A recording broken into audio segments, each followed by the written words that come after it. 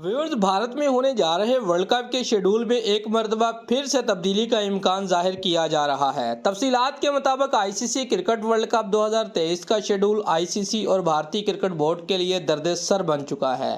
भारतीय cricket board को एक बार फिर शेड्यूल में तब्दीली के बारे में कह दिया गया है। भारतीय मीडिया के मुताबिक हैदराबाद पुलिस ने सिक्योरिटी तहफ़्फ़ुज़ात का इजहार कर दिया है और हैदराबाद क्रिकेट एसोसिएशन ने इन सिक्योरिटी तहफ़्फ़ुज़ात से भारतीय बोर्ड को आगाह किया है।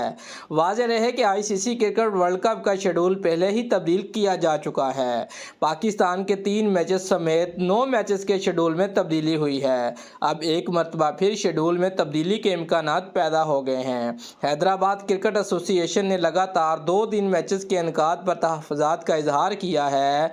राजीव गांधी स्टेडियम में 9 अक्टूबर को न्यूजीलैंड और नीदरलैंड का मैच है, जबकि 10 अक्टूबर को पाकिस्तान और श्रीलंका का मैच रीशेड्यूल किया गया है। हैदराबाद पुलिस ने मैचेस के दौरान वक्फा ना होने पर तहफ़्फ़ुज़ात का इजहार किया है और पुलिस ने पाकिस्तान और श्रीलंका मैच पर ख़ास तौर पर सिक्योरिटी तहफ़्फ़ुज़ात का इजहार किया है।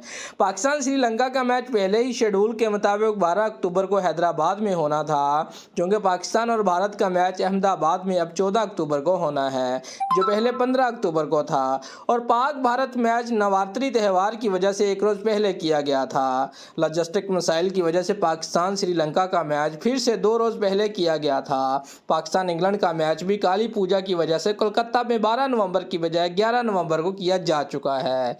दोस्तों, अगर आपको हमारी ये वीडियो अच्छी लगी है तो लाइक और कमेंट ज़रूर करें और हमारे चैनल को सब्सक्राइब करना मत भूलिए। शुक्रिया।